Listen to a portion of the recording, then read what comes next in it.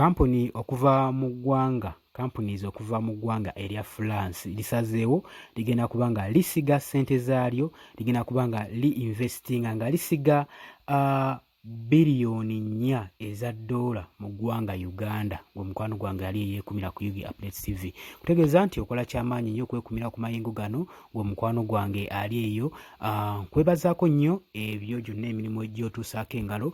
Mugana wange nkutegeeza nti okola kyamaanyi otuwuliriza. Si mulimu mwangu gwe mukwano gwange okubeera eyo ng'okazanya ate ng'era eno w'otuwuliriza, eno w'otulaba mukwano gwange gwe yeekumira ku Yugi Updates TV. Naye nkutegeeza kyoba tokola nsobi kwe buta subscribing agenda maaso bere ngo subscribinga yagalizaako ab'enganda bako n'ab'emikwano basubscribinge ku eno channel. Muganda wange nagambye eno kasi channel gyogenda okubanga ekutuusaako information gwe weetaaga, egenda okubanga osobola okufuna follow up kubanga buli information tuba tugikolako follow up ne tumanya wa gye kiggweera gwe mukwano gwange ali eyo eyeekumira ku Yugi Updates TV gwe munaakyukakyuka. Muganda wange nga tuli eno tusaka amawulire nga tunoonya engeri gye tugenda okuba nga tukyusaamu eggwanga lyaffe Uganda. Naawe ogenda kubanga kyokola kwe kusubscribinga n'okusharinga osobole okuba nga naawe oli omu ku bazimbi eggwanga Uganda, tusobole okutuuka mu Uganda ey'enkya gwe mukwano gwange ali eyo.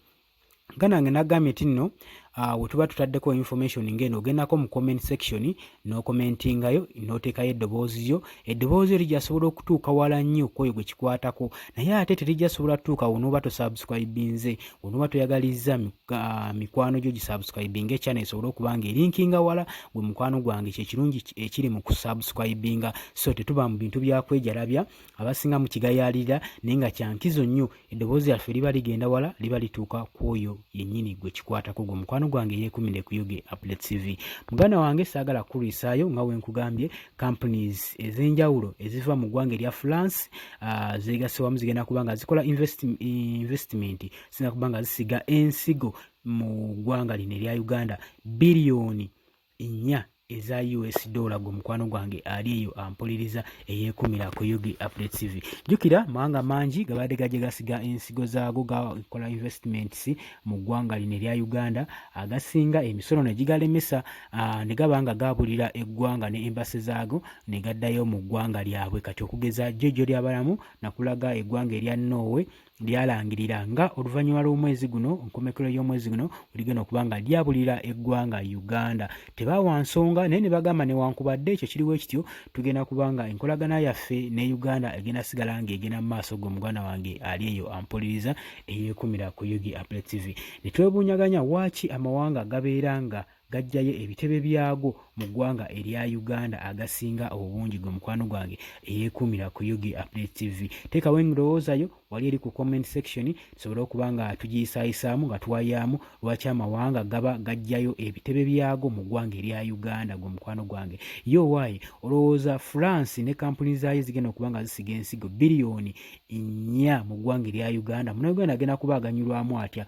Ye kigenda kuba kiyamba kitya eggwanga? Kubanga muganda wange njagala nkutegeeze companies nga zino ez'amawanga malala zijja ne zisiga ensigo ne zi-investinga mu ggwanga erya Uganda, naye nekiyunzika nga abo abanene ababede abatuula kumpi ne gavumenti nga be bakiganyulwamu, ng'omusimbe baguvujjirira, emusolo ogujja be bagulya. Ebiseera ebisinga mbu nawulira n'okuwulira bateeka emisolo mingi ku companies zino nezisobola okuba nga ziremerwa, naye ng'essente ezimu ze bateekawo ng'omusolo ezimu be bazeesifubutika gwe mukwano gwange ali eyo eyeekumira ku Yugi Updates TV. Kino kirina engeri gye kigenda okuyambamu na Uganda, kirina engeri gye kigenda okuba nga kikulaakulanyamu eggwanga lyaffe Uganda gwe mukwano gwange ali eyo ampuliriza. Mukwano gwange France Chamber of Commerce Uganda FCCU finally yalanchinze negamba nti yalanchinga ku lunaku olw'ekusatu, egenda kubanga omulundi gwayo egenda kuba ekola first chamber yayo of commerce okuva eri mu European Union members mu ggwanga lino erya Uganda. Egenda kubanga omulundi gwayo ogusookera ddala mu ggwanga lino erya Uganda. Okulaunchinga nno kuno kwateekeddwamu mitenda ku France residency yayo wano e Kampala, ng'egezaako okwailayitinga etangaaza saako n'okuteeka bino mu mitendera n'amateeka mu mitendera aga France companies mu Uganda, okusobola okulaba nga economy ya Uganda mbu egenda kuba ekula ne ambitious investments plans zonna eziri wase biliyoni 4 eza US dollar mu next 3 years, mu myaka 3 ejijja bagenda kuba basiga ssente zino mu ggwanga erya Uganda basobole okugamba mbu babuuminge economy ya Uganda saako ne investment plans muganda wange gwe ampuliriza eyeekuumira ku UG Update TV. Okusinziira ku press conference gye baakoze, French ambassador wa Uganda Zava Stika yakatiriza nti tugenda kubanga tufuna birungi byokka mu project eno mu economy relationship eno eri wakati waffe ya Uganda n'eggwanga lyaffe erya France. Era France companies zigenda kuba zamaze okudemonstratinga stand fast commitments okulaba nga zigenda kubanga zigenda mu mukago okubanga zinvestinga sente zaayo mu Uganda. Gwe muganda wange ali eyo ampuliriza eyeekuumira ku UG Updates TV. Zigenda kubanga bagenda kuba bafube okulaba ekisoboka nga ekonomi ya Uganda ekula era ng'ekulaakulanira ddala. Gwe muganda wange eyeekuumira ku UG Updates TV. Muganda wange ambassador Stika agambye nti nno FCU egenda kubanga edeclaringa potential yayo yonna okulaba nti economy ebeerawo relationship economy eno nga erina relationship between Uganda ne France okulaba nga economy ya Uganda eboominga ng'ekula. Gwe muganda wange ali eyo ampuliriza. Event eno ya organizingwa ngeri ya round 2 ngeri ku nsonga 2 ku main points zaali 2 ngegenda kubanga presentinga report ku impact eza France company yazo mu Uganda, obanga egenda kubanga formulatinga creations zaayo eberenge wa report ku biki byegenda okubanga ereeta mu Uganda nga foreign trade adverse. Ng'omuganda wange ali eyo okusinziira ku section ne economy department of the embassy of France. Bayisiza emitendera mingi nnyo ne achievements gye bagenda okubanga bayitamu okulaba nga kino bakituukiriza. Leading investigator wa France companies agambye nti nno eno company ye largest investor. Eno investment gye tugenda okukola mu Uganda neno company yegenda okubanga ye investments oba ba investors abagenda okubanga esinga obunene mu Uganda. Gwe mukwano gwange ali eyo ampuliriza. Okuva ku companies omwenda okuva mu mwaka ogwa 2010 waliyo companies ez'Abafaransa 4 companies zaali 4 ezaali operating bwa mugwanga lino erya Uganda.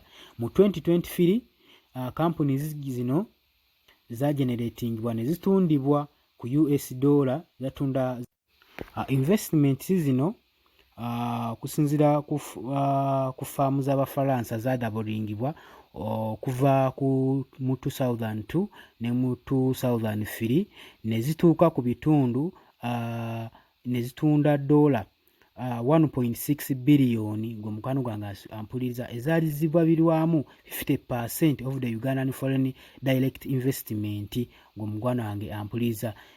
Kitegeeza nti nno we tuba transaction economy France firms sigambibwa nti nno zasayiningibwa okubanga zicontributinze kinene nnyo ku economy ya Uganda obanga osobodde obivuunula obulungi. Era n'agamba nti nno ziri active nnyo mu various sectors nga muno muli agriculture, energy, distribution, digital technology, electric mobilities, logistics, omuli transport, nobles.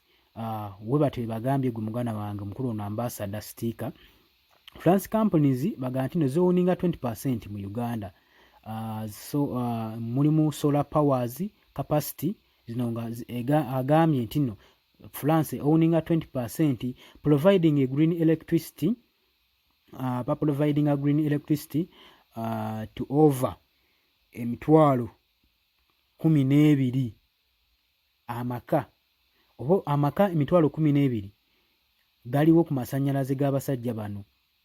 N'agamba Human Capital Investment okuva mu mwaka 2023 gyokka France Companies yasobola okufalinga essaawa 46,000 ku training okuva ku bakozi baayo n'abasomi agency, nkiyambe bannayuganda abato ab'omulembe omupya basobole okumaliriza academic zaabwe studies.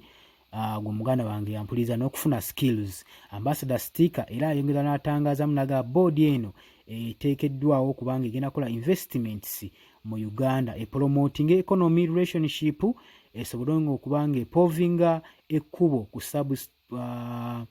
ku bantu bonna abajja okubanga bagukola enkulaakulana bakulaakulanye bakivinga eggoolo n'okusupportinga Uganda n'olugendo lwayo okumobilizinga.